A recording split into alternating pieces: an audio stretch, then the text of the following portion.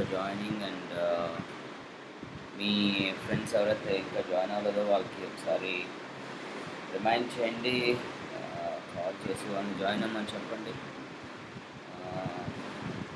It is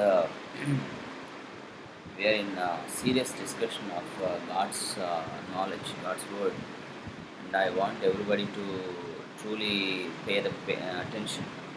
I I request you all to be on time, maintain the time. All right.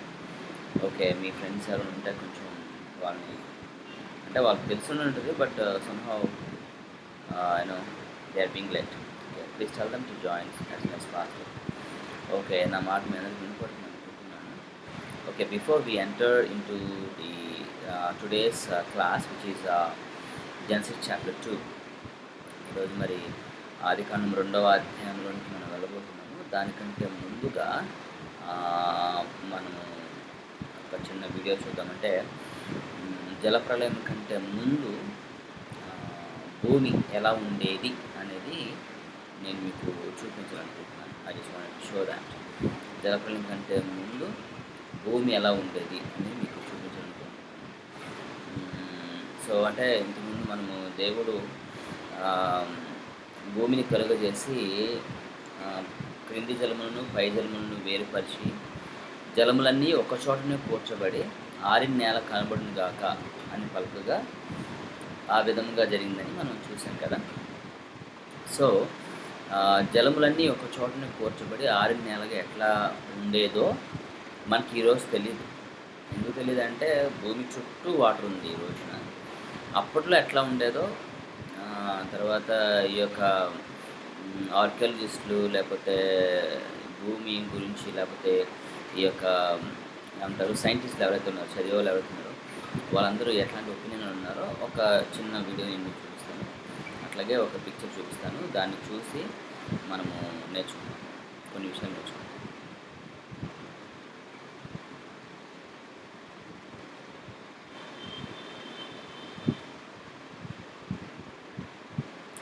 Alright.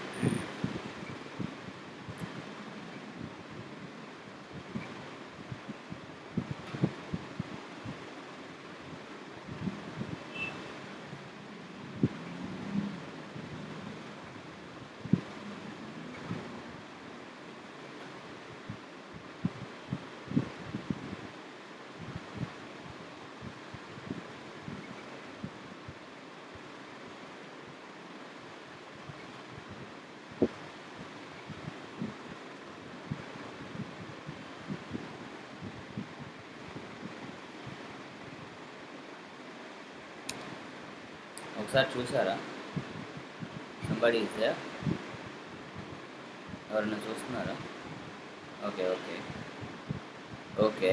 So ఇంతకు మునుపు earth ఇలా ఉండేది అనేది ఒక ఏమంటారంటే అభిప్రాయమే, బట్ అకార్డింగ్ టు ద బైబిల్ని అనుసరించే ఈ యొక్క అభిప్రాయం ఉండేది. ఓకే, ఒకసారి చూడండి.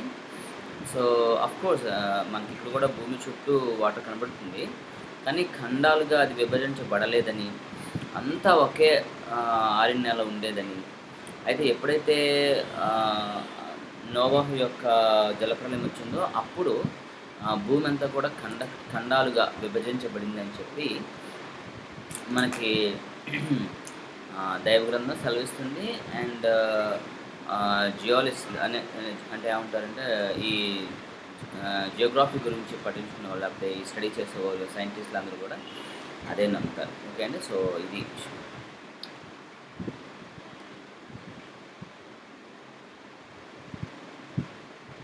చూడండి ఎంత అద్భుతంగా ఉందో చూడండి. మీరు గమనించారా ఇండియా ఎక్కడుండేదో? మళ్ళీ చూపిస్తా చూడండి. ఇండియా ఎక్కడుండేది చూడండి, అది ఎలా వెళ్ళిందో చూడండి. ఇండియా ఎక్కడుండేది అంటే ఆల్మోస్ట్ సౌత్ ఆఫ్రికాలో ఉండే ఇండియా వచ్చేసి హిమాలయాలు ఢీ కొట్టినప్పుడు అక్కడ హిమాలయాలు అనేటువంటివి ఏర్పడినవి చెప్తూ ఉంటారు. ఓకే,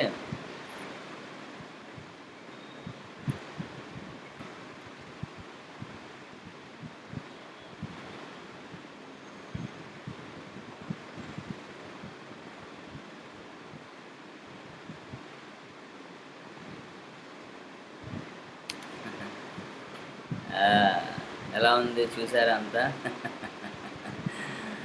ఆ! ఎంత అద్భుతంగా ఉందో కదా! నేను మీకు I will show you the other one.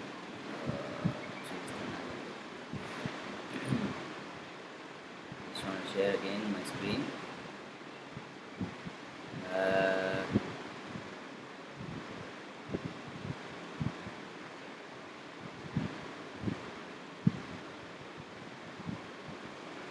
హ్మ్. హ్మ్.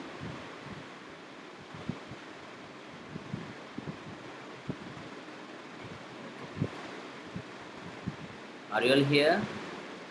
Okay. Able to watch it? Okay. This is what it is.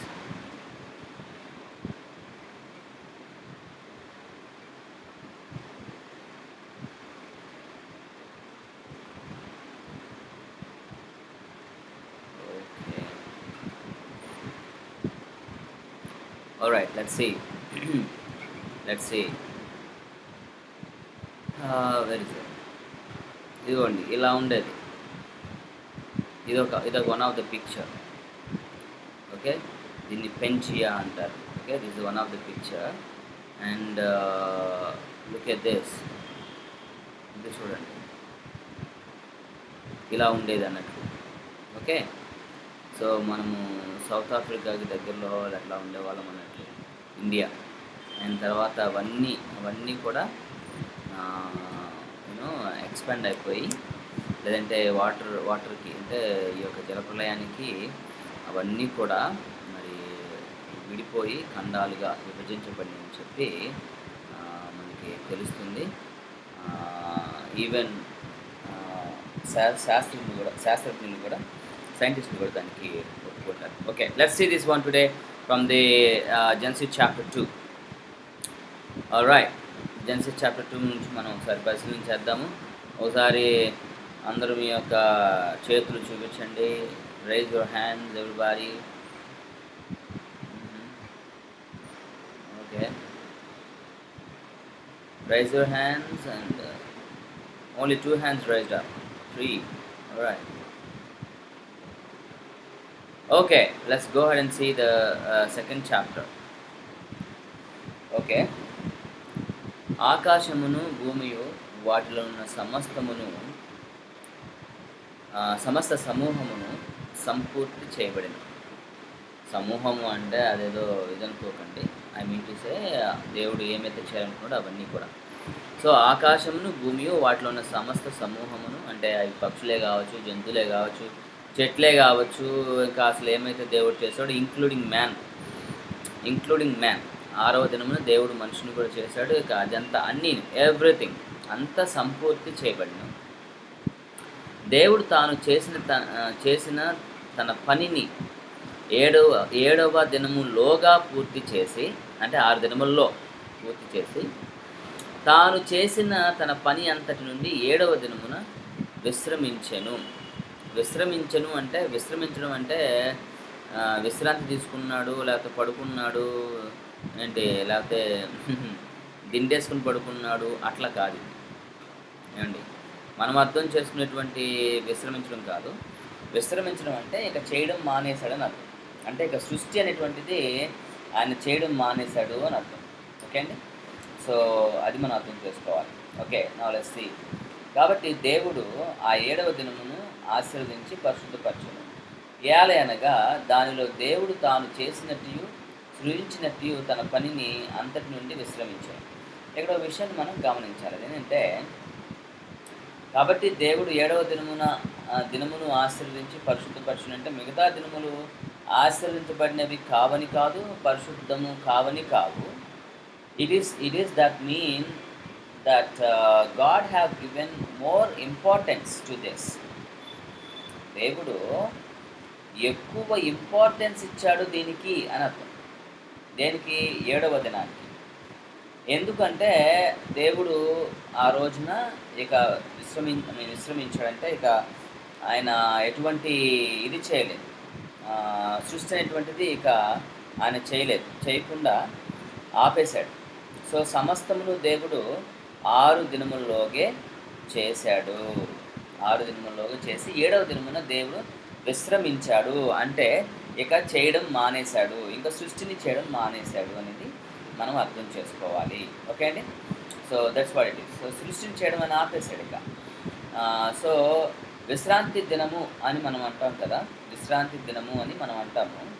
ఆ విశ్రాంతి దినమును ఆచరించాలని యెహోవా దేవుడే మరి నిర్గమాకాండం 20వ అధ్యాయంలో మరి 10 ఆజ్ఞలలో 4వ ఆజ్ఞగా దేవుడు విశ్రాంతి దినాన్ని ఇచ్చాడు.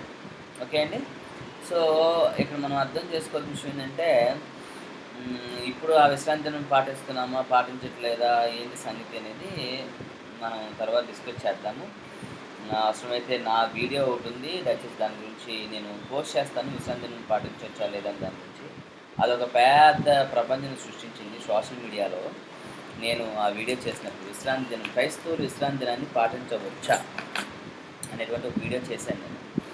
దాన్ని నేను పెడితే ఎంతమంది కమెంట్స్ చేశారు, ఎంతమంది కాల్స్ చేశారు. కొంతమంది ఏమో అగ్రీ అయ్యి, కొంతమంది డిసగ్రీ అయ్యి, అసలు ముఖ్యంగా సెవెంత్ డే అడ్వాంటిస్ట్ వాళ్ళు బహు భయంకరంగా మరి దాడి చేసి వాళ్ళ మాటల చేత ఆర్గ్యుమెంట్లు పెట్టుకొని, ఎక్కడెక్కడి నుంచి కాదు, కువైట్ నుంచి, ఖతార్ నుంచి, దుబాయ్ నుంచి, పెద్ద పెద్ద దేశాల నుంచే కాల్ చేసి నాతో గంటలు మాట్లాడి ఆర్గ్యుమెంట్స్ చేశారు ఏది విశ్రాంతి దినం గురించి. సర్లేండి, వాటన్నిటి నేను చెప్పాను. పైగా నేను మీకు ఈరోజు మన క్లాస్ అయిన తర్వాత విశ్రాంతి దినం గురించి నేను పోస్ట్ చేస్తున్నాను. కోర్స్ మనం దాన్ని నిర్గమాకాండము 20వ అధ్యాయంలో ధ్యానం చేస్తాము. అయినా ఇక్కడ కొంచెం మనకు టాపిక్ వచ్చింది కాబట్టి మీ మిగిలిన టైంలో దాన్ని చూస్తారనే ఉద్దేశంతో నేను మీకు దాన్ని పోస్ట్ చేస్తాను, చూడండి తర్వాత. ఓకే అండి. సో ఇక్కడ మనం ఏం చూస్తున్నామంటే, దేవుడు 7వ దినమును ఆశీర్వదించి పరిశుద్ధపరచుని ఎలనగా దానిలో దేవుడు తాను చేసినట్టు సృజించినట్టు తన పని అంతటి నుండి విశ్రమించెను. అంటే ఆపేశాడు, ఇంకా చేయలేదు. ఈ రెస్టెడ్ అంటే ఇక చాలు అని అనుకున్నాడు అని అర్థం. ఇక చేయలేదు, ఇంకేమీ సృజించలేదు అని అర్థం. ఓకే అండి. సో దాన్ని అలా అర్థం చేసుకోవాలి. ఓకే. అయితే ఇక్కడ విశ్రాంతి దినము లేదంటే ఈ యొక్క 7th డే 7వ దినము అంటే ఏంటంటే, మనందరికీ తెలిసిన విషయమే. అది వారములో మొదటి దినము ఏంటంటే ఆదివారం. వారంలో మొదటి దినము ఆదివారం. ఇక 2 సోమవారం, మంగళవారం, బుధవారం, గురువారం, శుక్రవారం, శనివారం. సో 7th డే ఏంటయ్యా అంటే శనివారం. ఓకే, ఆదివారం కాదు. ఓకే అండి. అండ్ అదే నేను మీకు చెప్పాను, దేవుడు 7వ దినమును ఆశీర్వదించి పరిశుద్ధపరచమంటే మిగతా దినములు ఆశీర్వదించబడలేదని కాదు, పరిశుద్ధపరచబడలేదని కూడా కాదు. సో ఆ విషయం మీరు అర్థం చేసుకోవాలి. దీనికి దేవుడు ఎక్కువ ఇంపార్టెన్స్ ఇచ్చాడు. ఎందుకంటే సమస్త సృష్టిని చేసి ఆయన విశ్రమించాడు కాబట్టి. మీకు ఇంకో విషయం కూడా చెప్తాను. ఇది దేవుని యొక్క ఏమంటారంటే, ఇట్స్ అ గాడ్స్ డిజైన్. ఇది దేవుని యొక్క డిజైన్ అన్నమాట, ప్రణాళిక. అదేంటంటే వారంలో ఒకరోజు మనుషుడు కూడా విశ్రాంతి తీసుకోవాలి. ఎందుకంటే 6 దినములు పనిచేస్తాడు. ఒకరోజు విశ్రాంతి అనేది 100% తన దేహానికి అవసరం అనేది దేవుడు ముందే దాన్ని ఊహించాడు, దాన్ని అలా పెట్టాడు. అసలు ఎంత విచిత్రం అంటే చూడండి, ఎంత విచిత్రం అంటే, సృష్టి ఆరంభములో మొదలైనటువంటి ఆ 7వ దినమున రెస్ట్ అనేటువంటిది, అఫ్కోర్స్ ఈ రోజున మనం 7వ దినం కాదు, మొదటి దినమైనటువంటి ఆదివారం రెస్ట్ తీసుకుంటాం అనుకోండి, ఏదైనా సరే. సో 1 డే రెస్ట్ అనేటువంటిది, అది ఇప్పుడు అరబ్ కంట్రీస్లో శుక్రవారం అండి వాళ్ళు రెస్ట్ తీసుకునేది. శుక్రవారం హాలిడే. వెస్ట్రన్ కంట్రీస్లో సండే హాలిడే అండి. మన దేశాన్ని బ్రిటిష్ వాళ్ళు పరిపాలన చేసి వెళ్ళారు కాబట్టి, వాళ్ళు పరిపాలనలో ఉన్నప్పుడు, వాళ్ళు మన దేశాన్ని పరిపాలించినప్పుడు, వాళ్ళు క్రైస్తవులు కాబట్టి సండే అనేటువంటిది, ఆదివారం అనేటువంటిది మనకి హాలిడేగా ప్రకటించారు కాబట్టి, వాళ్ళు వెళ్ళిపోయిన తర్వాత ఇన్ని 75 సంవత్సరాలు అయిన తర్వాత కూడా మనకి సండే హాలిడేగా వస్తుంది. అండ్ ఇంకొక విషయం ఏంటంటే, ముఖ్యంగా క్రైస్తవులకి అది పునరుద్ధానపు రోజు, యేసుక్రీస్తు ప్రభువారు పునరుద్ధాన తిరిగి లేచిన రోజు కనుక ఎంతో గొప్పగా మనందరం కూడా ఈ రోజున ఆదివారం చక్కగా సెలబ్రేట్ చేసుకుని మన చర్చిలకు వెళ్ళి దేవుని ఆరాధిస్తున్నాం. కానీ మీకు విషయం అసలైన విషయం చెప్తానండి. గవర్నమెంట్లో ఒక ప్రయత్నం జరుగుతుంది. అదేంటంటే, Sunday is not our holiday. ఆదివారం అనేటువంటిది మన హాలిడే కాదు. కాబట్టి మనము ఏం చేయాలంటే మంగళవారాన్ని హాలిడేగా ప్రకటించాలని చెప్పేసి ప్రయత్నాలు చేస్తున్నారు. మంగళవారము హనుమాన్ అంటే ఎవరు, హనుమంతుడు, అతన్ని ఆరాధించేటువంటి రోజు. కాబట్టి రామభక్తుడైనటువంటి హనుమంతుడిని ఆరాధించే రోజు కనుక మంగళవారాన్ని దేశవ్యాప్తంగా హాలిడేగా ప్రకటించాలని ప్రయత్నాలు జరుగుతున్నాయి. ఆశ్చర్యం పడొద్దు. ఈ రోజున ఇండియా అనేటువంటి ఈ నేముని పూర్తిగా తొలగించి భారత్ అనేటువంటి నేమ్ని నామకరణం చేయడానికి, దేశానికే పేరు మార్చడానికి ప్రయత్నాలు జరుగుతున్నాయి కదా. అది సక్సెస్ చేసేస్తారు, ఎంతైనా చేస్తారు. ఎందుకంటే they wanted to prove that. Okay. And అంతేకాకుండా భరతుడు పరిపాలించాడు కాబట్టి దీన్ని భారతదేశం అంటారని వాళ్ళ ఏమంటారంటే హిందుత్వాన్ని వాళ్ళు కనపరుచుకోవాలని చెప్పేసి వాళ్ళు ప్రయత్నము చేస్తూ ఉన్నారు. అందులో భాగంగానే వాళ్ళు ఏం చేస్తున్నారంటే ఈ భారతదేశపు పేరు మారుస్తున్నారు. అయితే ఇక్కడ మనం గమనించాల్సినటువంటి విషయం ఏంటంటే, నేను హాలిడే కూడా వస్తే చెప్తున్నాను కదా. సో బ్రిటిష్ వారు పరిపాలించినప్పుడు వారు క్రైస్తవులు కాబట్టి వారు యేసుక్రీస్తు ప్రభువుని ఆరాధించేవారు కనుక వారు ఆదివారం సెలవిచ్చారు. కానీ మనము హిందువులం కాబట్టి మనము ఆదివారం కాకుండా మంగళవారం సెలవు ఇవ్వాలి. మంగళవారం the national holiday for every week అని చేయాలని చెప్పి ప్రయత్నాలు జరుగుతున్నాయి. ఖచ్చితంగా మనం ఆ మాట వింటామని నేను అనుకుంటున్నాను త్వరలోనే. ఒకవేళ లేట్ అయితే అవ్వచ్చు కాక, కానీ దట్స్ గోయింగ్ టు హ్యాపెన్. అది మాత్రం ఖచ్చితంగా జరుగుతుంది. ఈ విషయాన్ని మనం గమనించాలి. Are you all there? ఉన్నారండి? ఓకే. సో ఒకళ్ళు నన్ను క్వశ్చన్ అడిగారు. ఏమనంటే, ఒకవేళ మంగళవారం అని మన గవర్నమెంట్ ప్రకటిస్తే మరి ఎట్లాగా బ్రదర్ మనము దేవుణ్ణి ఆరాధించాల్సింది? యేసుక్రీస్తు ప్రభువారు చనిపోయి పునరుద్ధరణ లేచింది ఆదివారం కదా. మరి ఆదివారం అయితే ఆదివారము మనం దేవుని వర్షిప్ చేస్తూ వస్తున్నాము ఇన్ని సంవత్సరాలు.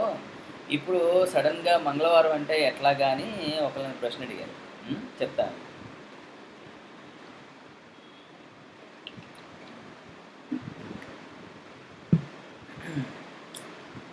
నేను దుబాయ్ వెళ్ళినప్పుడు అక్కడ శుక్రవారమే అందరూ కూడుకుంటారండి. శుక్రవారమే. ఎందుకంటే దుబాయ్లో అది అరబ్ కంట్రీస్, ముస్లిం కంట్రీస్ కాబట్టి శుక్రవారం అందరూ కూడుకుంటారు. అక్కడ వాళ్ళందరికీ అది నేషనల్ హాలిడే. సో క్రైస్తవులు కూడా శుక్రవారం దేవుణ్ణి ఆరాధన చేస్తారు. ఇక్కడ ఆదివారం సర్వీస్ ఎట్లా జరుగుతుందో అక్కడ కూడా శుక్రవారము సర్వీసులు జరుగుతాయి. అక్కడ చర్చెస్ సిటీ లోపల ఉండవు, అసలు చర్చ్ అనేది లేదనుకోండి. సిటీ బయట, సిటీ ఆల్మోస్ట్ ఎండింగ్లో ఏమంటారంటే ఒక మామూలు కమ్యూనిటీ హాల్స్ లాగా, ఒక కాన్ఫరెన్స్ హాల్స్ లాగా ఉంటాయి.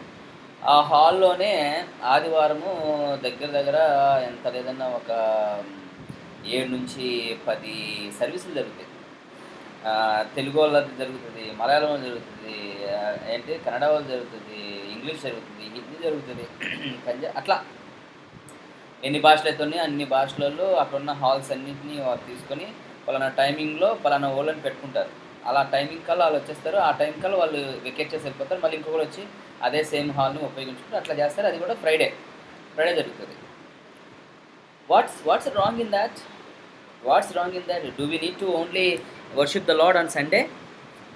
అంటే ఇప్పుడు ప్రస్తుతానికి మన భారతదేశంలో సండే కాస్త హాలిడే కనుక ఓకే, ఫైన్, మనకి భలే కుదిరింది, బాగుంది. బట్ రేపు పొద్దున మంగళవారం అని చెప్తే, ట్యూస్డే అని చెప్తే, మరి మన అందరం కూడా మరి వర్షిప్లో మరి ట్యూస్డే కలుసుకోవాలంటే విదౌట్ ఎ డౌట్. బట్ ఇంకో ఫన్నీ థింగ్ కూడా చెప్తాను మీకు. అక్కడ ఫ్రైడే వర్షిప్ చేసినా కానీ సండే కూడా కూడుకునేటువంటి కొంతమంది ఉన్నారు.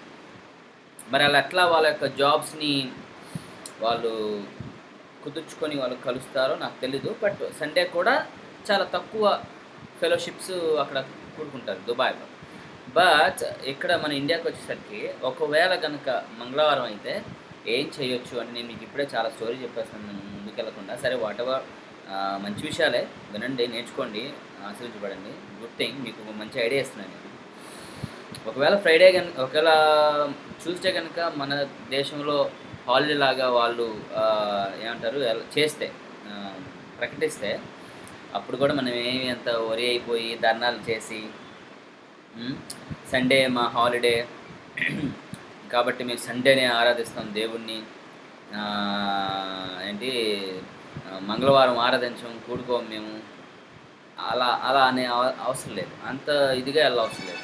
ఎందుకంటే ఒకవేళ సండే కుదిరితే సండే కూడుకోవడం మంచిదే, అందులో తప్పేం లేదు. కానీ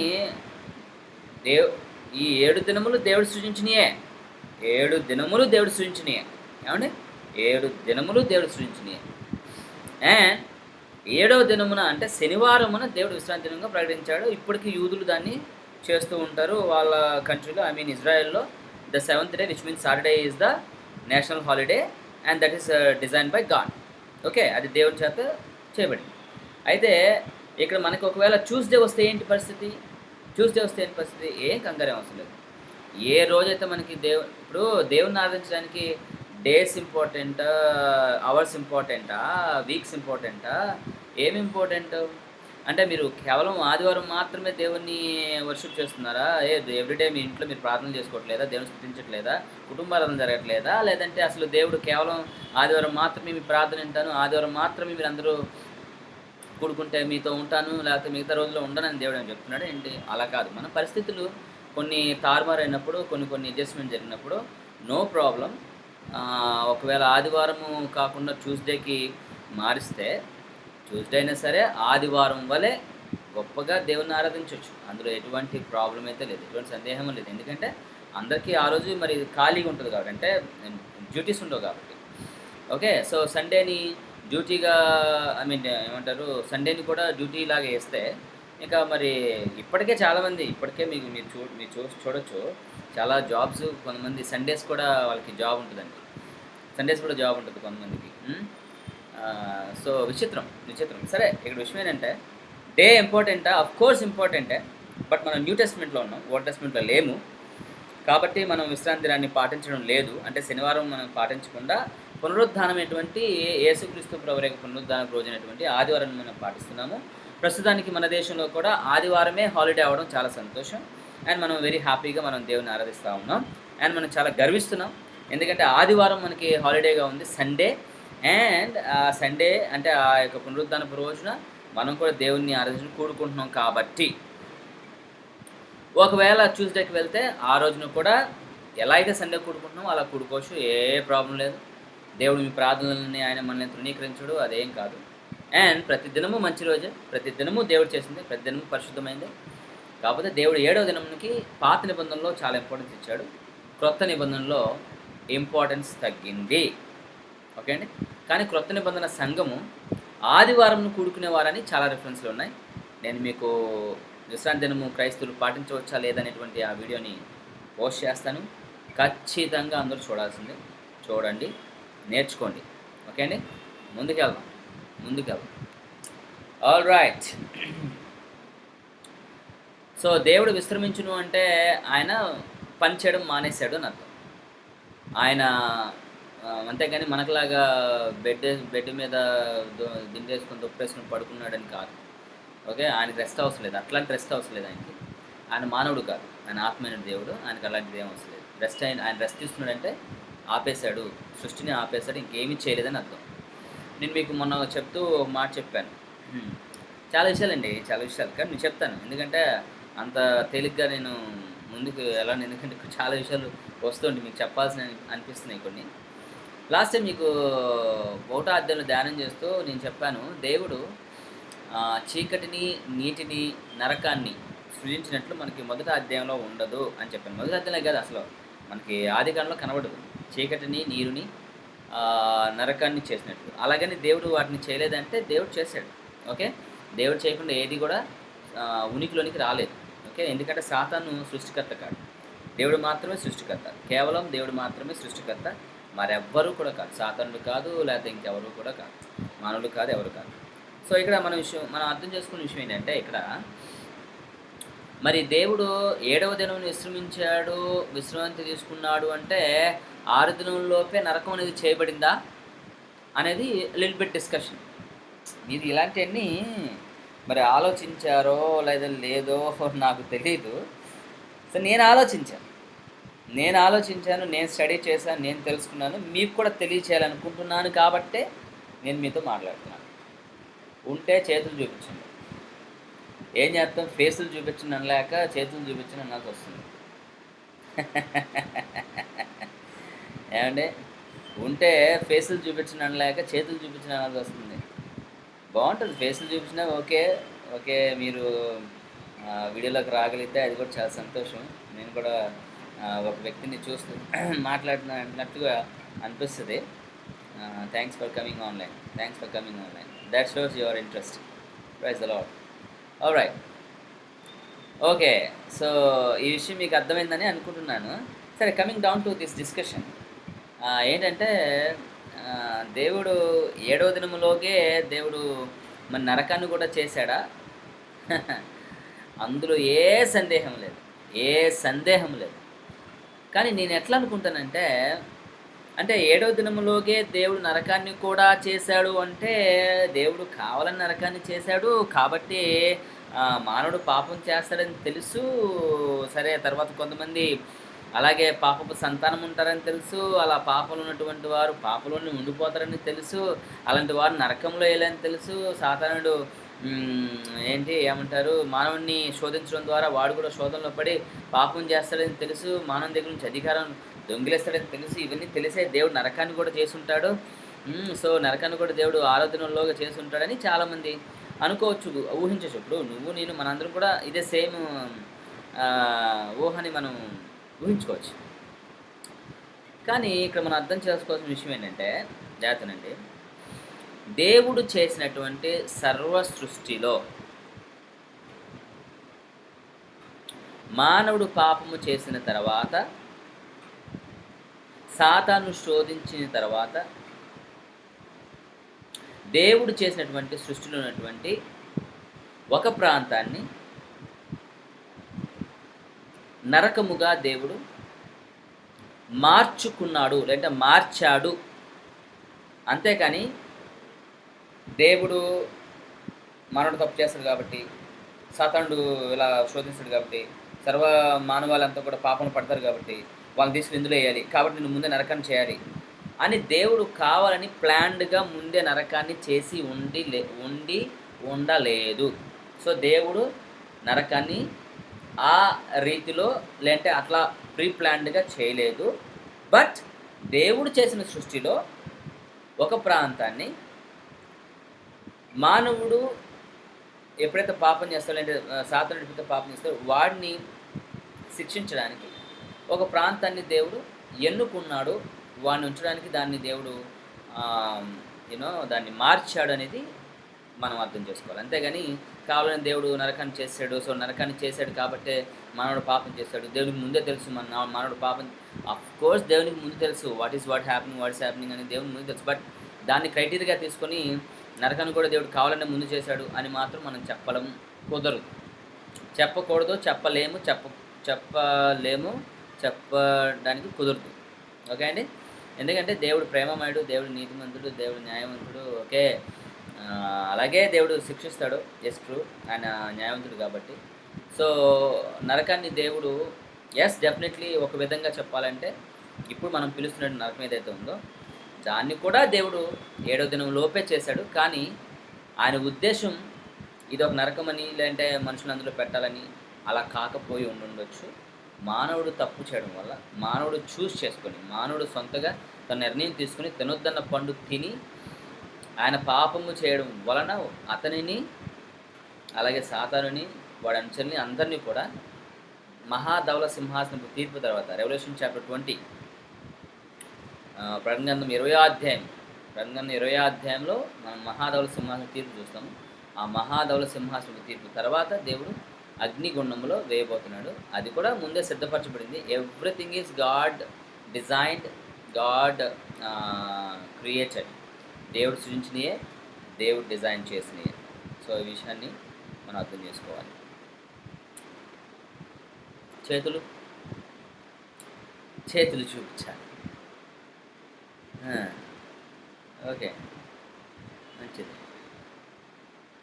alright. Okay. Okay. Let's go for the next one. ముందుకెళ్దాం. ఆహ్, 4 వచనం. దేవుడైన యెహోవా భూమిని, ఆకాశమును చేసిన దినమందు భూమి, ఆకాశం సృజించబడినప్పుడు వాటి వాటి ఉత్పత్తి క్రమం ఇదే. దేవుడైన యెహోవా భూమిని, ఆకాశమును చేసిన దినమందు భూమి, ఆకాశములు సృజించబడినప్పుడు వాటి వాటి ఉత్పత్తి క్రమం ఇదే. అది వరకు పొలమందలి పొదయు పొలమందలి ఏ పొదయు భూమి మీద ఉండలేదు. పొలమందలి ఏ చెట్టును మొలవలేదు. ఇదేంటి? దేవుడు ఇదేంటి చెట్లు మొలుచును గాక, మొక్కలు మొలుచును గాక అని చెప్పాడు గదా! మరి ఇదేంటి? ఇక్కడ పైన మనం గుర్తుపెట్టుకోవాల్సిన విషయం ఏంటంటే ఉత్పత్తి క్రమం గురించి మాట్లాడుతున్నారు. ఓకే అండి?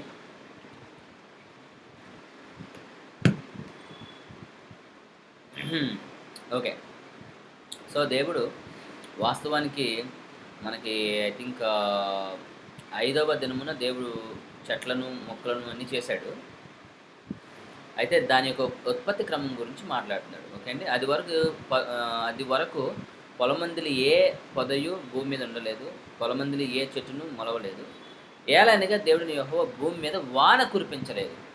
అది ఇక్కడ మెయిన్ ఇంటెన్షన్ ఏంటంటే, దేవుడైన యెహోవా వాన కురిపించలేదు. సో, దేవుడైన యెహోవా వాన కురిపించలేదు గనుక ఏంటి? దేవుడు చేసినయే తప్ప ఉత్పత్తి క్రమంలో పొలమందులు ఏ పొదయు లేదంటే చెట్టును మొలవలేదనేది ఇక్కడ చెప్తున్నాడు. సో, దాని మెయిన్ థింగ్ ఏంటంటే, ఉద్దేశ్యం ఏంటంటే వాన కురిపించలేదు. వాన కురిపించలేదు. నేలను సేద్యపరచుటకు ఆవిరి భూమి నుండి లేచి భూమిని తడిపినప్పుడు పంటలు పండాయి. అందుకే 6వ వచనం అంటాడు. అయితే ఆవిరి భూమి నుండి లేచి నేల అంతటిని తడిపెను. కాబట్టి పంటలనేటువంటివి, చెట్లనేటువంటివి అట్లా మొలిచాయి. ఏంటి? వాన వలన అంటే వాన కురిపించడం అంటే ఆకాశం నుంచి నీరైతే పడేది కాదు. ఇది మనం 5వ వచనంలో అర్థం చేసుకోవాల్సినటువంటి విషయం. ఓకే అండి? 5వ వచనంలో మనం అర్థం చేసుకునే విషయం ఏంటంటే వాన కురిపించలేదు. నేలను సేద్యపరచుటకు అక్కడ మానవుడు లేడంటదా? చూడండి ఒకసారి చదవండి. బైబిల్‌లో చదవండి దయచేసి. మన డిజిటల్ బైబిల్‌లో మనకి ఇది కనపడదు. నేలను సేద్యపరచుటకు చదవండి అక్కడ ఏముందో.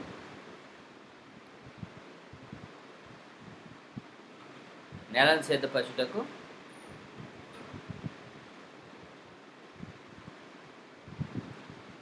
Okay. Good. That's what I am saying. నేలను సేద్యపరచుటకు నరుడు లేడు. అంటే 5వ దినమున మరి నరుడు లేడు కదా! సో, 5వ దినమున నరుడు లేడు కదా! So, that's what it's saying. So, నరుడు ఇంకా లేడు. నరుడు ఇంకా చేయబడలేదు. నరుని చేయబడక మునుపు భూమి ఉత్పత్తి యొక్క క్రమం గురించి మనకి 5వ వచనంలో మాట్లాడుతున్నాడు.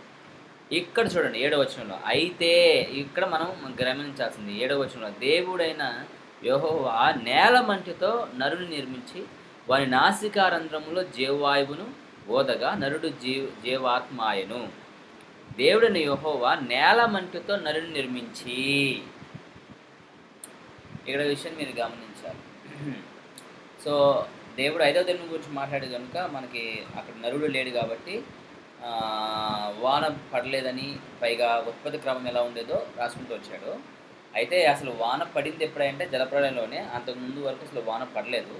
భూమి మీద పంటలన్నీ కూడా అలాగే పండాయి. ఎలా పండాయంటే జస్ట్ వీళ్ళు విత్తనాలు దున్ని ఏమంటారు భూమి దున్ని విత్తనాలు వేసేవారు. దాని అంతటికైతే ఏమంటారు మొలకలు మొలిచి లేదంటే ఇట్లా ఫలాలు లేదా చెట్లు ఇవన్నీ వచ్చాయి అంతే తప్ప పైనుంచి వర్షం పడేది అయితే లేదనమాట. అట్లాగైతే లేదు. అయితే ఇక్కడ గమనించండి, దేవుడైన యెహోవా నేల మంటితో నరుని నిర్మించి వాని నాసికా రంధ్రంలో జీవవాయువును ఊదగా నరుడు జీవాత్మాయను. ఓకే, నేల మంటితో.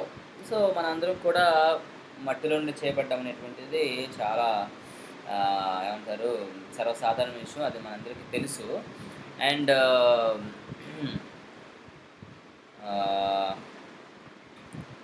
ఓకే. నేలమట్టితో దేవుడు మనల్ని చేసినది మనందరికీ తెలుసు. అయితే ఇక్కడ మనం గమనించాల్సింది ఏంటంటే, మీకు తెలుసా అండి? 16 రకాల 16 రకాల ఖనిజాలు, లవణాలు, గ్యాస్‌లు అన్నీ కలిపి మనలో 16 రకాలున్నాయండి. 16 రకాలు దేవుడు మనం చేసిన విధానం. 16 different ingredients of the earth we have in us. మనలో ఉన్నాయి. మనలో పొటాషియం, మాగ్నీషియం, తర్వాత కార్బన్ డయాక్సైడ్, తర్వాత ఆక్సిజను, తర్వాత మనలో సోడియం, సల్ఫర్, ఇట్లా ఐ హ్యావ్ అ లిస్ట్. నాకు దానికి లిస్ట్ ఉంది. 16 రకాలైనటువంటి లవణాలు, ఖనిజాలు, వాయువులు కలిగినటువంటి వారమండి మనం. దేవుడు మనల్ని అలా చేశాడు. మనం నరుడు మట్టి నుండి చేయబడ్డాను అనడానికి కారణం అదే. అంతేకాకుండా మనము ₹1,00,000 కాదు, ₹1,00,00,000 పెట్టి కొని ఒక సోప్‌తో స్నానం చేసిన మళ్ళీ ఓ 2, 3 గంటల తర్వాత మళ్ళీ మనకి మట్టి వచ్చేస్తుంది బయటికి. చెమట రూపంలో. బట్టి నువ్వు ₹1,00,00,000 కాదు, 2, 3 కోట్లు పెట్టి కొని ఒక సోప్‌తో నువ్వు స్నానం చేసినా ఖచ్చితంగా మళ్ళీ మనకు ఒక 2, 3 అవర్స్‌లో మళ్ళీ చెమట రూపంలో మనకి మట్టి బయటకి వచ్చేస్తుంది. ఏమండి? ఎందుకంటే నరుడు మట్టితోనే చేయబడ్డాడు. ఎంత అద్భుతమైన సత్యం అండి! ఎంత అద్భుతమైన సత్యం అండి! So, okay. నేలమట్టితో దేవుడు నరుని నిర్మించి వారి నాసికారంధ్రములో జీవవాయువును ఊదగా. సో, ఆ జీవవాయువు ఏదైతే ఉందో అది దేవుని యొక్క ఆత్మ. దేవుని యొక్క ఆత్మ. ఇంకో విధంగా చెప్పాలంటే కాన్షియన్స్ అంటాం. అంటే మనస్సాక్షి. తెలుగులో చెప్పాలంటే మనస్సాక్షి. సో, దేవుడు మనకి మనస్సాక్షినిచ్చాడు, కాన్షియన్స్‌నిచ్చాడు. దేవుని ఆత్మను మనలో ఊదాడు కాబట్టే మనము జీవాత్మయం. ఎందుకంటే గుర్తుపెట్టుకోవాలి, దేవుడు మాత్రమే ఆత్మ అయినటువంటి వాడు. అఫ్‌కోర్స్ దేవతలు వాళ్ళు సృష్టించే అధికారం వాళ్ళకి లేదు కాబట్టి వాళ్ళ గురించి మాట్లాడాల్సిన అవసరం లేదు. సో, దేవుడు సృష్టించాడు కాబట్టి మనుషుని దేవుడు మట్టితో చేసినప్పుడు వాడు జీవము లేని ఒక బొమ్మ మాత్రమే. ఎప్పుడైతే ఆయన జీవాత్మను ఊదాడో అప్పుడు మనుషుడు జీవించు ఆత్మయ్యాడు, జీవాత్మయ్యాడు. సో, దేవుని యొక్క ఆత్మ మనలో ఉంది కాబట్టే మనము దేవుని పోలికలో ఆయన స్వరూపంలో చేయబడ్డామని మొదటి అధ్యాయంలో మనము 2, 3 సార్లు చదువుతాం. సో, దేవుడు తన పోలికలో తన స్వరూపంలో దేవుడు మానవుని చేశాడు కాబట్టే మనము దేవుని స్వరూపంలో చేరినటువంటి మానవులు. మనకి దేవుని ఆత్మ మనలో ఉంది కాబట్టి మనకి అధికారమును, పరిశుద్ధతను, మహిమను, సహవాసమును దేవుడు ఇచ్చాడు. ఆ విషయాన్ని మనం గుర్తుపెట్టుకోవాలి. ఇంకో విషయం చెప్తానండి. ఎందుకు దేవుడు నరుణ్ణి చంపొద్దు అన్నాడంటే అదే కారణం. ఎందుకంటే నరహత్య చేయకూడదు. ఎందుకంటే నరహత్య చేస్తున్నావంటే నువ్వు దేవుని ఆత్మను చంపుతున్నావని అర్థం. ఓకే అండి? సో, దేవుడు చెప్పిన మాట నరహత్య చేయొద్దు. మనకెందుకే జంతువులను కొన్నిటిని దేవుడు వాటిని చంపి తినడానికి దేవుడు 9వ అధ్యాయం తర్వాత ఎలౌ చేశాడు. 9వ అధ్యాయం తర్వాత మీకు మొదటి అధ్యాయంలో చెప్పాను. దేవుడు ముందుగా నరుణ్ణి వెజిటేరియన్‌గానే చేశాడు. వెజిటేరియన్. కానీ తర్వాత మాత్రమే దేవుడు మనుషుణ్ణి నాన్ వెజ్‌గా, అంటే 9వ అధ్యాయంలో మాత్రమే మానవుడిని దేవుడు ఎలౌ చేశాడు. అప్పటి వరకు దేవుడు అందరూ వెజ్‌గా ఉండాలని కోరుకున్నారు. కానీ తర్వాత వాళ్ళు, అంటే దేవుడు ఎలౌ చేయక మునిపే వాళ్ళు నాన్ వెజిటేరియన్ అంటే మాంసం తినడం వాళ్ళు నేర్చుకున్నారంటే యెస్ అఫ్‌కోర్స్. దేవుడు వాళ్ళని ఎలౌ చేయక మునిపే వాళ్ళే మాంసాహారులయ్యి దేవుని దుఃఖపరిచి పాపం విస్తరింపజేశారు కాబట్టి దేవుడు జలప్రళయాన్ని తీసుకొని వచ్చాడు. That's one of the cause for the flood. Okay. So, ఇక్కడ మనం గమనించాల్సిందంటే దేవుడు నరుని మట్టి నుండి చేశాడు. సో, ఎంత విచిత్రం అంటే ఈ రోజున మనకున్నటువంటి ఈ యొక్క మాంసము, ఎముకలు, రక్తము, ఈ 3 కలిస్తేనే మన శరీరం. ఓకే. దేహం. మాంసము, ఎముకలు, రక్తము. ఓకే. సో, ఈ మాంసంలోనే కండరాలు ఎన్ని ఉంటాయి, నరాలు ఎన్ని ఉంటాయి అనుకోండి. సో, దేవుడు అట్లా మనుషుని డిజైన్ చేశాడు. అసలు మానవుని యొక్క నిర్మాణం చాలా చాలా గొప్పది. మానవుని నిర్మాణం ఎట్లాగో తెలుసుకోవడానికి ఎంబీబీఎస్ చదివే వాళ్ళు ఇంతెంత లావు పుస్తకాలు 4 సంవత్సరాలు కష్టపడి బాగా చదివి అదిలో గూడా ఎంతో కొంత మాత్రమే నేర్చుకొని, మళ్ళీ దేవుడు చేసినటువంటి ఈ యొక్క బాడీ పార్ట్స్‌లో ఒక్కొక్క దానికి స్పెషలైజేషన్ నేర్చుకొని, ఒకళ్ళు న్యూరాలజీని, ఒకళ్ళు ఆర్థోపెడిక్ అని, ఇంకోళ్ళు పీడియాట్రిషియన్ అని, ఒకళ్ళు గైనకాలజిస్ట్ అని, ఇంకొకళ్ళు బ్రెయిన్ సంబంధించిందని, ఒకళ్ళు ఇయర్ అని, ఒకళ్ళ కన్నని, ఒకళ్ళ ముక్కని, ఇలా ప్రతి పార్ట్‌ని మళ్ళీ ప్రత్యేకంగా ఇంకో 2 ఇయర్స్ ఎక్స్‌ట్రా చదివి, అందులో గూడా మళ్ళీ ఫెయిల్ అయ్యి ఇట్లా చాలా. దేవుడు సృష్టించినటువంటి మానవుని యొక్క స్వరూపమును చదవడానికి, నేర్చుకోవడానికి ఒక వ్యక్తికి ఆల్మోస్ట్ జీవితాంతం అలా సరిపోవట్లేదంటే దేవుడు ఎంత అద్భుతంగా చేశాడండి. And I want to tell you one thing here. అందుకే కీర్తనకారుడు అంటాడు, "నీవు నన్ను కలుగజేసిన విధానం, రీతి నిన్ను చూడగా నాకు వణుకు పుట్టుచున్నది, భయము పుట్టుచున్నది" అంటాడు కీర్తనకారుడు. నేను భయపడుతున్నాను. నా శరీరాన్ని చూసుకొని నేను భయపడుతున్నాను అంటాడు. ఎందుకంటే that is how you designed man. నువ్వు మనుషుల్ని అలా చేసావు. నువ్వు అంత గొప్పగా క్రియేట్ చేసావు. అంత అద్భుతంగా నువ్వు ఎట్లా చేసావయ్యా నువ్వు? అసలు ఏంటయ్యా నీ సృష్టి అని చెప్పి కీర్తనకారుడు దేవుని మహిమపరుస్తూ, నాకు వణుకు పుట్టుచున్నది, నువ్వు నన్ను కలుగజేసిన విధము చూడగా నాకు వణుకు పుట్టుచున్నది అంటాడు. అబ్బా! సో, నిజంగా దేవుడు చేసినటువంటి ప్రత్యేకమైన సృష్టి మనము. ఏమండి?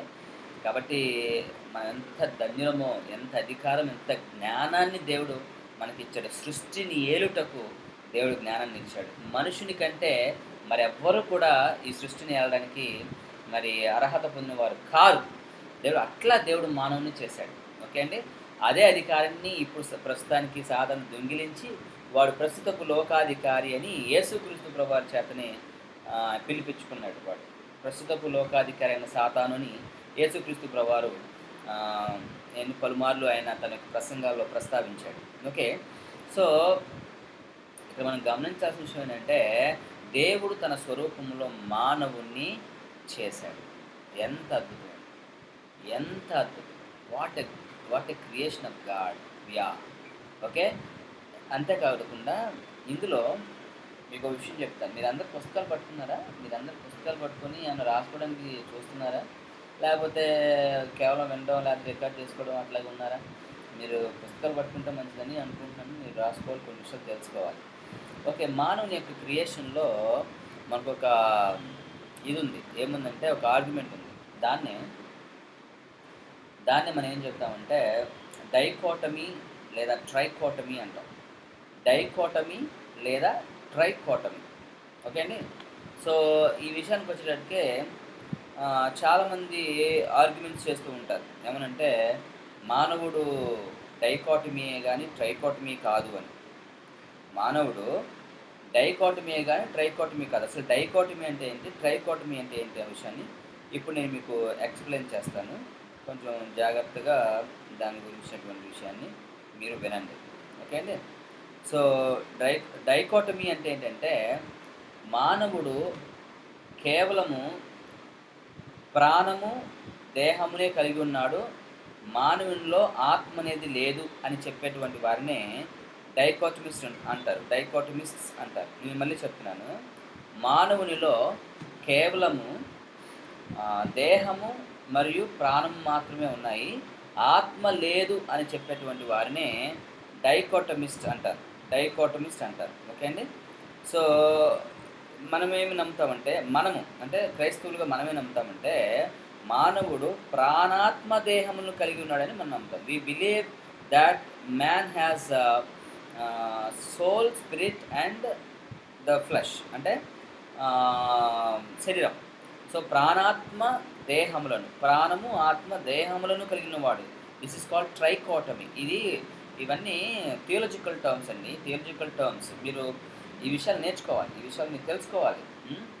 సో, దేవుడు మానవుని సృష్టించినప్పుడు కేవలము దేహము, ప్రాణమున, లేకపోతే దేహము, ప్రాణము, ఆత్మను కలిపి దేవుడు చేశాడా అంటే, దేవుడు మానవుని దేహము, ఆత్మ, ప్రాణమును కలిపి దేవుడు మానవుని చేశాడు. ఆ విషయాన్ని మనం అర్థం చేసుకోవాలి. మేబీ నేను మీకు ఖచ్చితంగా మీకు ఉదాహరణ ఇవ్వగలను. ఒకసారి దయచేసి మీ బైబిల్స్ తీసినట్లయితే కీర్తనల గ్రంథంలో ఉండి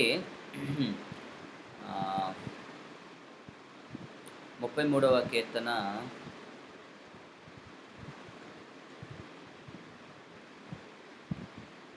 33 33వ కీర్తన 6వ వచనంలో మనం చూద్దాం.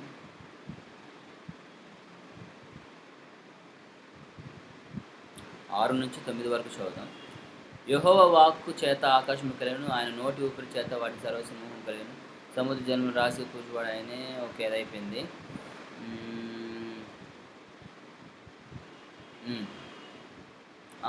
లెట్స్ సీ ద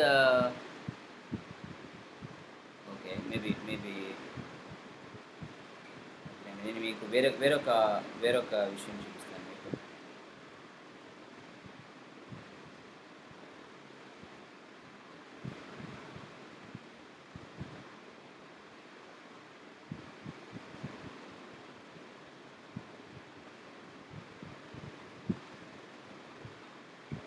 ప్రాణాత్మ దేహముల గురించినటువంటి, అంటే మూడింటిని మనం కలిగి ఉన్నామని చెప్పడానికి మనము నేను మీకు చూపిస్తాను.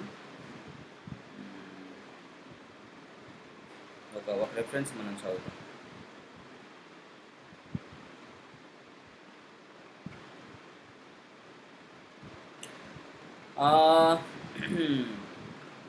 ఓకే,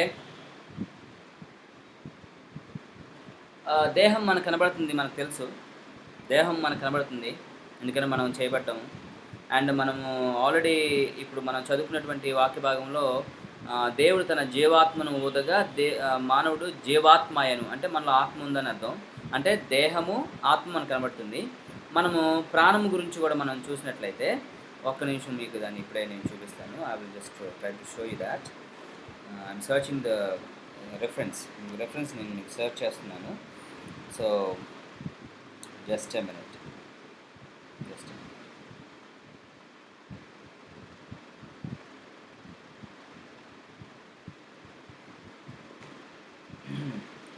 ఒకసారి ఆదికాండము 9వ అధ్యాయము 4వ వచనంలో మనం చూస్తే అక్కడ ఏముంటుందంటే, ఆయనను మాంసమును దాని రక్తంతో మీరు తినకూడదు, రక్తమే దాని ప్రాణము. అంటే ఈవెన్ మనుషునికి కూడా రక్తం ఉంది కాబట్టి రక్తం అనేది మన ప్రాణము. ఆదికాండం 9వ అధ్యాయం 5వ వచనంలో, మరియు మీకు ప్రాణమైన మీ రక్తంను గూర్చి మీరు విచారణ చేయదును, మిమ్మల్ని విచారణ చేయదును, దాని గురించి ప్రతి జంతువులను నరులను విచారణ చేయదును, ప్రతి నరుని ప్రాణమును గురించి వాని సహోదరుని విచారించే. ప్రతి నరుని ప్రాణము గురించి, అంటే నరునికి ప్రాణం ఉంది, అలాగే దేవుడు జీవాత్మ ఊదాడు, అంటే మనకు ఆత్మ ఉంది. అలాగే దేవుడు మట్టి నుండి మనం చేశాడు, అంటే మనకు దేహం ఉంది. అంటే మనము ప్రాణాత్మ దేహములను కలిగిన వారమనే విషయాన్ని మనం గమనించాలని మీకు మనవి చేస్తున్నాను. అందరూ ఉన్నారండి? అందరూ ఉన్నారా? మీకు అర్థమైందా? మళ్ళీ చెప్తున్నాను మీకు. 9వ అధ్యాయము 6వ వచనంలో మనం ఇప్పుడే చదివాము. అది ఏమంటాడంటే 5వ వచనంలో, ప్రతి నరుని ప్రాణంను గురించి, అంటే మనలో ప్రాణం అనేటువంటిది ఉంది, అలాగే ఆత్మ అనేటువంటి ఉంది, ఎందుకంటే దేవుడు మన జీవాత్మ ఊదాడు. అలాగే మనం మట్టిలో నుండి చేయబడ్డాం కాబట్టి మనకి దేహము ఉంది. సో మనకి ప్రాణాత్మ దేహములు ఉన్నవనే విషయాన్ని మనం గమనించాలి. దేవుడు త్రియేకుడు కనుక ఆయన చేసినటువంటి సృష్టి కూడా, అంటే ఆయన చేసి సృష్టించినటువంటి మనం కూడా త్రియేకత్వంలో ఉన్నామనే విషయాన్ని మనం గుర్తుపెట్టుకోవాలి. ఎంత గొప్ప విషయం అండి, ఎంత గొప్ప విషయం అండి. దేవుడు త్రియేక దేవుడు, ఆయన చేసినటువంటి సృష్టిలో ఉన్నటువంటి మనము, ప్రాముఖ్యంగా ఆయన స్వరూపంలో ఆయన పోలిక చేయబడిన మనం కూడా త్రియేకత్వ, అంటే త్రిత్వముగా, లేకపోతే 3 విధములుగా, లేకపోతే 3 పార్ట్స్గా ఎలా చేయబడ్డామో చూసారు. ఎంత గొప్ప విషయం చూసారండి. సో మన దేహం మన కంటికి కనబడుతుంది, మన ఆత్మ కనబడదు, ప్రాణం కనబడదు. ఇప్పుడు మీకు విషయం చెప్తానండి. మీ ప్రాణం ఎక్కడుందో చెప్పండి. మీ ప్రాణం ఎక్కడుందో చెప్తారా మీరు? నా ప్రాణం ఎక్కడుంది? ఇప్పుడు నా దేహం నాకు కనబడుతుంది, మీకు కనబడుతుంది. నా ప్రాణం ఎక్కడుంది? మాలో ఉంది. ఎక్కడుంది? నాలో ఎక్కడుందండి సొలొమి గారు?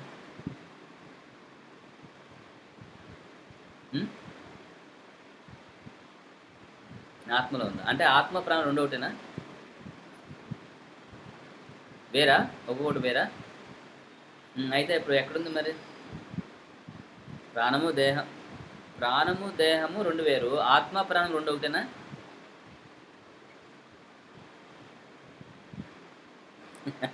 సరే, ఇంకా any scholars want to say something? ఇంకా ఉన్నారా చెప్పడానికి? హ్మ్. ఓకే. ఆ! సరే, సరే. చెప్తా. సూర్య గారు. సూర్య గారు చెప్పండి. ఆత్మలోనే ప్రాణం ఉంటది. ప్రాణంలోనే ఆత్మ ఉంటది. అంతేనా? అంటే 2 ఒకటే. 2 ఒకటే. సరే. Thank you brother.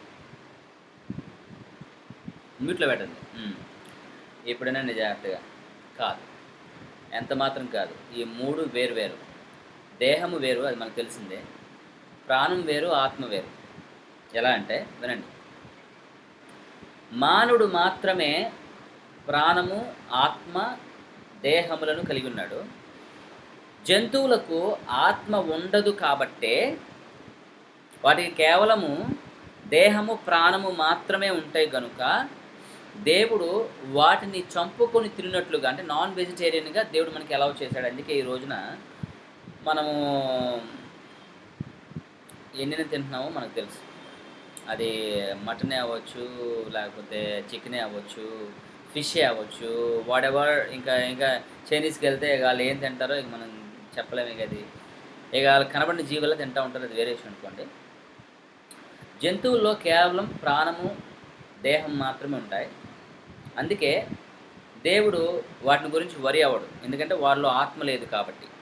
మనలో దేవుడు ఆత్మనుంచాడు కాబట్టి, మన ప్రాణం గురించి దేవుడు విచారణ చేస్తానని చెప్పాడు. నరహత్య చేయరాదు అని చెప్తున్నాడు దేవుడు. అంటే మనకు కేవలము దేహము, ప్రాణము మాత్రమే కాకుండా ఆత్మ కూడా ఉంటదనమాట. ఇప్పుడు దేహము విజిబుల్ థింగ్. బట్ ఇన్విజిబుల్ థింగ్‌లో 2 ఉన్నాయి. అది ప్రాణము, ఆత్మ. ఈ 2 కూడా వేరు వేరు. ఈ 2 వేరు వేరు. కానీ ఒకటి విషయం ఏంటంటే ఆత్మ లేకుండా ప్రాణం ఉండదు. ప్రాణం లేకుండా ఆత్మ ఉండదు. కానీ ఈ 2 వేరు వేరు మళ్ళీ. ఈ 2 వేరు వేరు. వేరు వేరువి. ఈ విషయాన్ని గుర్తుపెట్టుకోవాలి. ఉదాహరణకి ఇప్పుడు దేవుని వాక్యం చెప్పినట్లుగా రక్తములోనే ప్రాణం ఉంటది ఆయన చెప్పాడు. ఓకే. సో, ఆ లెక్కన చూస్తే మన దేహంలో ప్రతి ఇంచులో రక్తం ప్రవహిస్తా ఉంటది కాబట్టి, మన దేహం అంతా కూడా ప్రాణం ఉందని అనుకుందాం. మన దేహం అంతా కూడా ప్రాణం ఉంది. అందుకే మనం యాక్సిడెంట్‌లో ఎవరైనా చూసామనుకోండి, వాళ్ళు సడెన్‌గా ఒక పెద్ద యాక్సిడెంట్‌కి గురయ్యారనుకోండి, వాళ్ళు సడెన్‌గా పెద్ద యాక్సిడెంట్‌కి గురైతే వాళ్ళు చాలా రక్తం కోల్పోయారనుకోండి, ఉదాహరణకి చాలా రక్తం కోల్పోయారనుకోండి, అప్పుడు ఏం జరుగుతుంది? అప్పుడు ఏం జరుగుతుంది? ప్రాణం పోద్ది. ప్రాణం పోయిందంటే ఆత్మ పోద్ది. ఈ ప్రాణం పోయింది, ఆత్మ పోయిందంటే చచ్చిపోయాడని అర్థం. That's very very simple, very clear కదండీ! సో, ఇప్పుడు యాక్సిడెంట్‌కి ఒక వ్యక్తి గురయ్యాడు. చాలా రక్తం పోయింది. రక్తం పోయిందంటే ప్రాణం పోయింది. అందుకే అసలు రక్తం పోకుండా కట్టేస్తారు వెంటనే. రక్తం పోకుండా ఆపుకుంటారు. ఎందుకని? రక్తం పోయిందంటే ప్రాణం పోద్ది అంతే simple. That's very, very, very common thing అది. వెరీ కామన్ అండర్‌స్టాండింగ్ అది. సో, మన రక్తము, మనకు ప్రాణము. ఓకే. మరి ఆత్మ? సో, ఇక్కడ విషయం గుర్తుపెట్టుకోవాలి. సో, ఇప్పుడు రక్తం పోయింది కాబట్టి ప్రాణం పోయింది అని అంటున్నారు. సరే. ఇంకో విషయం కూడా చెప్తానండి జాగ్రత్తగా. ఇప్పుడు యాక్సిడెంట్‌లో రక్తం పోయినోడు చనిపోతున్నాడు. సరే బానే ఉంది. మరి ఇంట్లో ఎటువంటి రక్తం పోకుండా రక్తం తనలోనే ఉన్నటువంటి వాడు చచ్చిపోతున్నాడుగా. అంటే యాక్సిడెంట్‌లో రక్తం పోయినోడు చచ్చిపోతున్నాడు. ఇంట్లో మామూలుగా బెడ్ మీద పడుకుని ఎటువంటి గాయములు లేకుండా రక్తం పోకుండా ఉన్నవాడు కూడా చచ్చిపోతున్నాడు. అంతేగా? అంటే యాక్సిడెంట్‌లో చనిపోయినోడు కూడా ప్రాణం పోయిందంటాం. బెడ్ మీద పడుకున్నవాడు కూడా ప్రాణం పోయిందంటాం. How is it? ఇది ఎలా సాధ్యం? ఇది ఎట్లా? సో, ఇది చాలా అద్భుతమైనటువంటి మర్మండి. చాలా అద్భుతమైన మర్మము. అది మనకి నిజంగా మన ఊహకు అందదు. అర్థం చేసుకునే ప్రయత్నించినా గానీ ఊహకు అందదు. ఏంటంటే గమనించండి. మన దేహములో ప్రాణము, ఆత్మ 2 కూడా నివసిస్తున్నాయి. సో, ప్రాణం లేకుండా ఆత్మ ఉండదు. ఓకే అండి. ఆత్మ ఉంది అంటే ప్రాణం ఉంది అని అర్థం. ప్రాణం లేకుండా ఆత్మ ఉండదు. ఆత్మ ఉంది అంటే ప్రాణం కూడా ఉందని అర్థం. ఓకే అండి. సో, మనం జంతువులం కాదు. వాటికి కేవలం ప్రాణము, దేహం మాత్రమే ఉంటాయి. అందుకే దేవుడు వాటిని చంపుకొని తిన్నట్లుగా నాన్ వెజిటేరియన్‌గా దేవుడు మనకి అలౌ చేస్తాడు. మనం తింటున్నాం. బట్ మనము అంటే దేవుని పోలికలో దేవుని చొప్పున దేవుని స్వరూపం చొప్పున చేయబడిన మనము, మనకి దేవుడు ఆత్మ, ప్రాణము, దేహములను ఇలా 3 విధాలుగా దేవుడు మనకి ఇచ్చాడు. ఇప్పుడు మీకు విషయం చెప్తానండి. ఇందులో త్రియేకత్వం చెప్తానండి. ఎంత గొప్ప అద్భుతం విషయం అనేది. ఇందులో త్రియేకత్వం ఏంటంటే చూడండి, ప్రాణము, ఆత్మ, దేహం. త్రియేకత్వం ఎంత అద్భుతమైన విషయం. ఇందులో ఒకటి లేకపోయినా కుదరదు.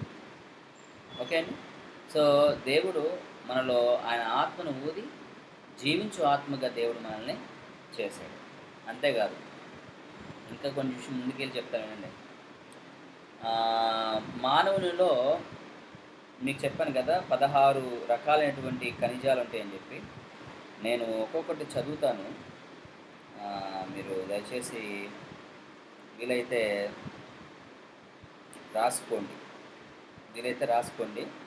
మానవులు ఉన్నటువంటి 16 రకాలైనటువంటి ఖనిజాలు, లవణాలు నేను చదువుతాను, రాసుకోండి. ప్రాబ్లీ నేను ఒక స్క్రీన్ షాటు మన గ్రూప్లో నేను పోస్ట్ చేస్తాను.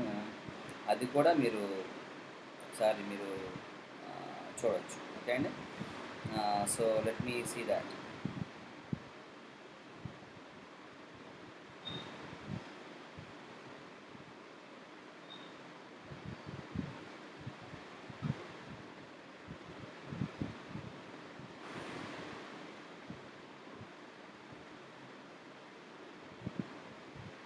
Okay.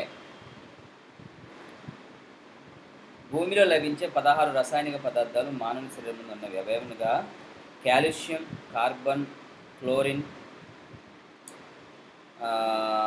Fluorine, hydrogen, iodine, iron, magnesium, manganese, nitrogen, oxygen, phosphorus, potassium, silicon, sodium మరియు సల్ఫేట్. మళ్ళీ చదువుతున్నాను, మీకు గ్రూప్లో స్క్రీన్ షాట్ పోస్ట్ చేస్తాను. ఖచ్చితంగా దాన్ని మీ నోట్స్ బుక్లో రాసుకోండి. అవేవనగా calcium, carbon, fluorine, hydrogen, iodine, iron, magnesium, manganese, nitrogen, oxygen, phosphorus, potassium, silicon, sodium మరియు సల్ఫేట్. ఇవన్నీ కూడా వాయువులు, ఖనిజాలు, లవణాలు. ఇవన్నీ మనలో ఉన్నాయి. ఇదే సాదృశ్యం. మానవుడు మట్టి నుండి చేయబడ్డాడనడానికి ఇంతకన్నా వేరే ఏమంటారంటే రుజువులు మనకేం అవసరం లేదు. ఎంత గొప్ప విషయం అండి అసలు. ఇన్ని ఖనిజాలు అసలు మనం కలిగి ఉండడం ఎంత గొప్ప విషయం అండి. సో అమేజింగ్ గాడ్ దేవుడు మానవుడిని అలా చేశాడు. ఇంకొక విషయం కూడా నేను మీకు చెప్పి ముందుకెళ్తాను. అదేంటంటే మానవుడు పంచభూతాల కలయిక. దేవుడు మానవుణ్ణి పంచభూతాలను వాటి యొక్క కలయికలో దేవుడు మానవుణ్ణి చేశాడు. పంచభూతాలు అంటే ఏంటంటే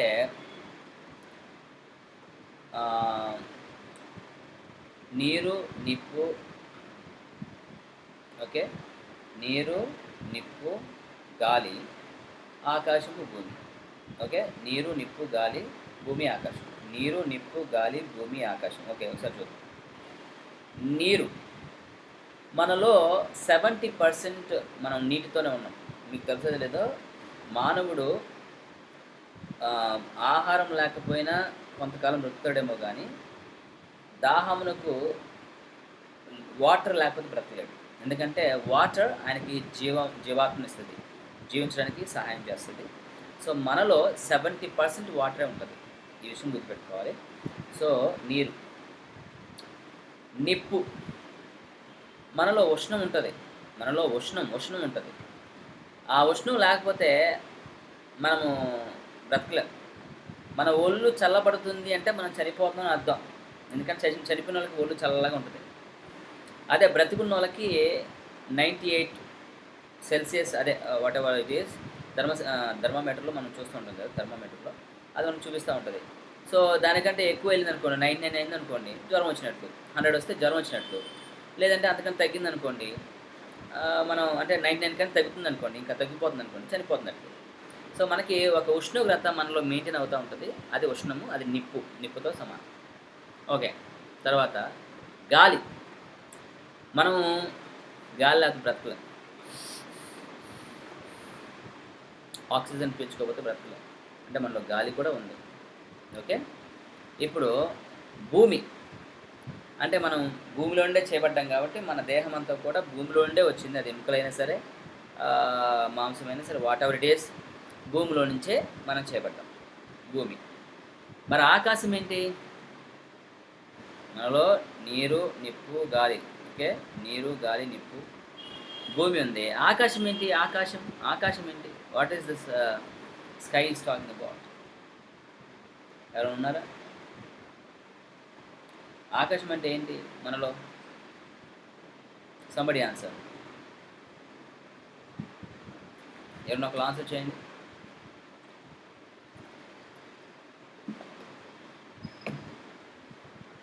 అంటే ఉండి ఆన్సర్ చేయట్లేదా? తెలియక ఆన్సర్ చేయట్లేదా? ఓకే, గమనించండి, నేను చెప్పేస్తానండి టైం వేస్ట్ చేయకుండా. అదేనంటే మనలో ఆకాశం ఏంటంటే మనలో దేవుడు ఊదినటువంటి ఆత్మ.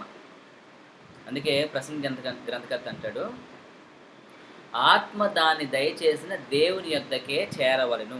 ఆత్మ దాన్ని దయచేసిన దేవుని యొద్దకి వెళ్ళాలి. దేవుడు ఎక్కడ ఉంటాడు? పైన ఉంటాడు, ఆకాశంలో ఉంటాడు. ఓకే. మరి మన ఆత్మ ఎక్కడికి వెళ్తుంది?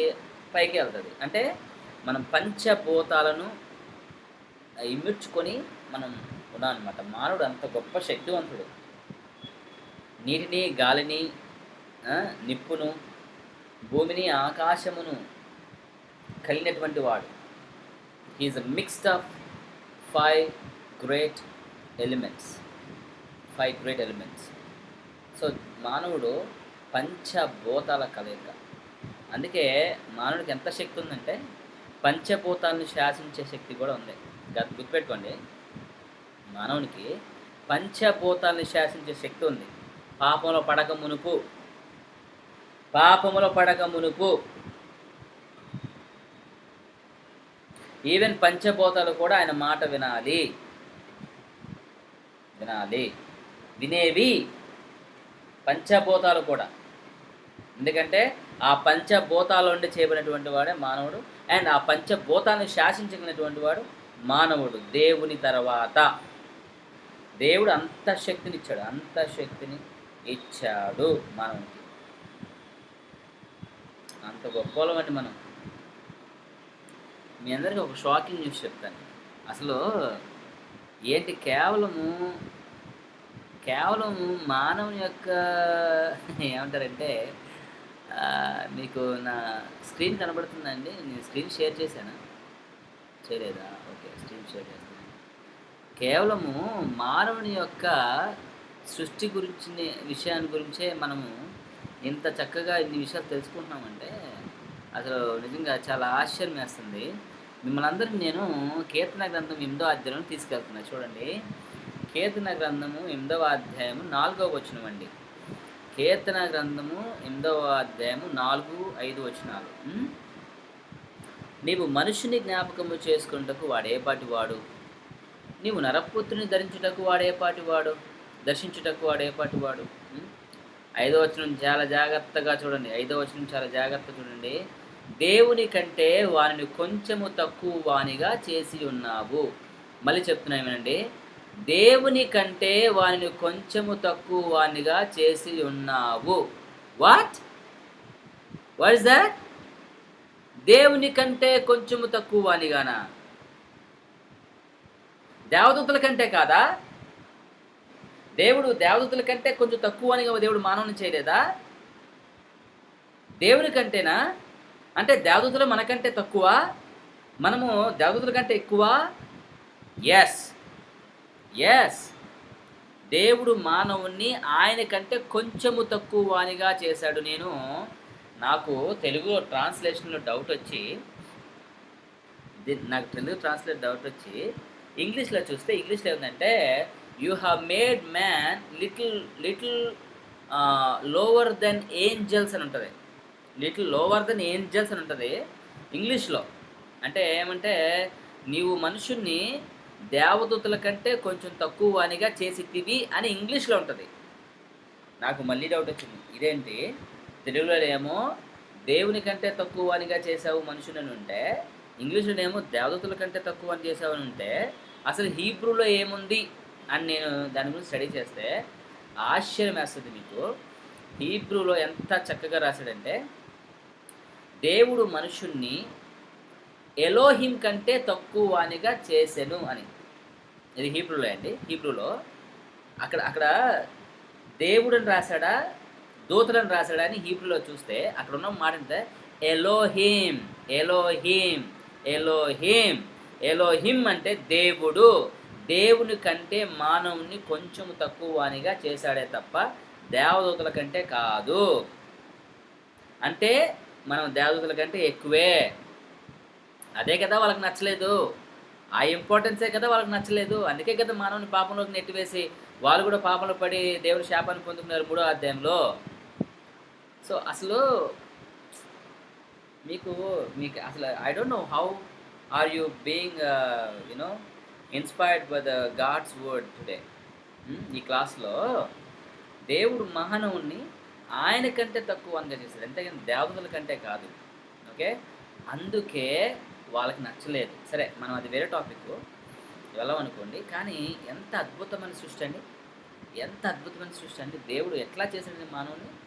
ఓ మై గాడ్, సీరియస్లీ దేవుడు మానవుణ్ణి తనకంటే తక్కువనిగా చేశాడు, కొంచెము తక్కువనిగా దేవుడు చేశాడు. దేవుని కంటే వాడిని కొంచెము తక్కువనిగా చేసి ఉన్నావు, మహిమ ప్రభావములతో వానికి కిరీటము ధరింపజేసి ఉన్నావు. ఏంటంటే మహిమ ప్రభావములతోనంట. చూడండి, మహిమను ప్రభావమును దేవుడు మనుషునికి ఇచ్చాడంట. అంతేకాదు 6వ వచనం చూడండి, నీ చేతి పనుల మీద వానికి అధికారం ఇచ్చి ఉన్నావు. నీ చేతి పనుల మీద వానికి అధికారం ఇచ్చి ఉన్నావు. గొర్రెలన్నింటినీ, ఎడ్లన్నింటినీ, అడవి మృగములను, ఆకాశ పక్షులను, సముద్ర మత్స్యములను, సముద్ర మార్గంలో సంచరించే వాడన్నిటినీ వాని పాదముల కింద ఉంచి ఉన్నావు. అబ్బబ్బబ్బబ్బబ్బా, ఎంత గొప్ప విషయం అండి, ఎంత గొప్ప విషయం అండి. సో ఇక్కడ కీర్తనకారుడు దేవుడిని ఎంతగా స్తుతిస్తున్నాడో మానవుని యొక్క క్రియేషన్ బట్టి. Anyway, let's go back to the ఆదికాండంకి వెళ్దామండి. రెండవ అధ్యాయంకి వెళ్దాము. కానీ అసలు దేవుని యొక్క అద్భుతమైన సృష్టిని చూడండి. దేవుడైన యెహోవా నేలమంటుతో నరుని నిర్మించి వారి నాసికారంధ్రములో జీవవాయువుగా నరుడు జీవాత్మాయను. ఊరికే అదేదో చదివేసి అలా అలా ఉండకండి. ఇంకొంచెం లోతుగా, ఇంతలో ఇప్పుడు దాకా నేను ఎన్ని విషయాలు చెప్పాను మీకు, అసలు మానవ సృష్టి గురించి ఎన్ని విషయాలు చెప్పాను మీకు. అసలు ఇన్ని విషయాలని మీరు చదవండి, తెలుసుకోండి, డీటెయిల్ స్టడీ చూడండి. మనకి నిజంగా చాలా చాలా చాలా చాలా చాలా ఆశ్చర్యం కలుగుతుంది. సో అది దేవుని సృష్టి అంటే. ఓకే అండి. సో దేవుడు ఇంక నెక్స్ట్ ఏం చేశాడో మనం ఒక ప్రాబ్లీ ఇప్పుడు 11:25 అయింది, 11:35, 10 minutesలో మళ్ళీ బ్యాక్ వద్దాం. This is time for break.